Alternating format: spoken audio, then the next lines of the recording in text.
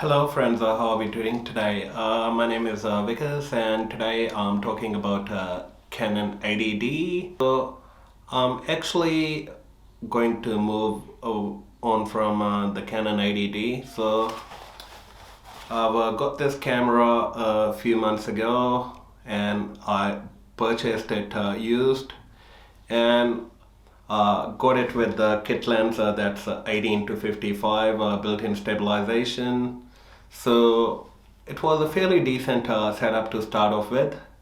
But when I started making videos in the studio, and I actually kind of felt very restricted with the kit lens.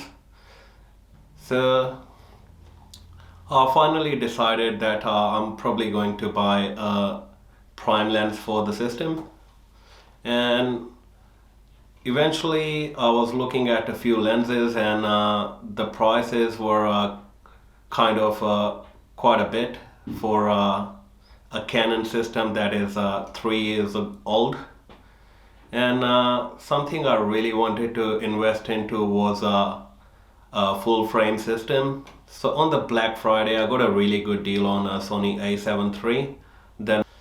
Then I ended up buying a prime lens with it from Rockinon. That's a 35mm f1.4, and that lens is a treat, and the Sony full frame system is a treat as well. So today I actually want to talk about a few things that I'm actually missing about the Canon system, and then a few of the reasons I actually moved away from the Canon system. So to start off with, something I really miss about the Canon cameras is the screen. So you can flip it around and it is what you can actually use to monitor yourself while you are actually making your videos. So with the Sony A7 III, I'm feeling so restricted. I'll probably have to invest into external monitor now. And second thing I actually miss about the Canon EOS is the user interface. The touch display on the Canon system is a treat, and when you move on to a Sony A7 III, you just feel like you're missing a lot with the user interface. And that's one of the main reasons I'll give a +1 to Canon. And something I actually didn't like about the Canon system was it didn't have a built-in stabilization in the camera. So if you are looking for any kind of stabilization with the Canon system, you'll actually have to buy the more expensive lenses that are the one with the built-in stabilizations. And moreover, it is a 3 years old system, and you have the Canon 90D out as well now. So few months the system would probably lose a lot of value as well. So this was probably the right time to actually sell the camera, because I wouldn't have got the money I invested into it in a few months time, because there is a lot more competition coming out. Another thing I really loved about a Canon EOS was a dual pixel autofocus system.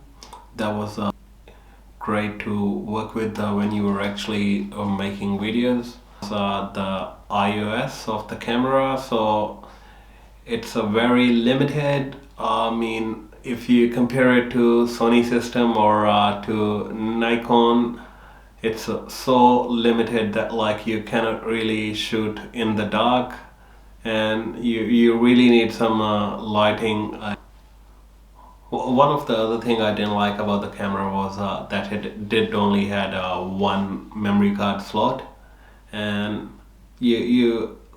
I'm not really sure like it does really affect about the what you're trying to do, but like for me, I kind of like having a backup memory card in the system. The biggest bummer to me was it didn't support 4K recording at all. But then I thought like 1080p is good enough But then when you can actually do so much when you're recording in 4K in the post production, that like I was a bit skeptical about it, that like do I really want to be messing with the 4K?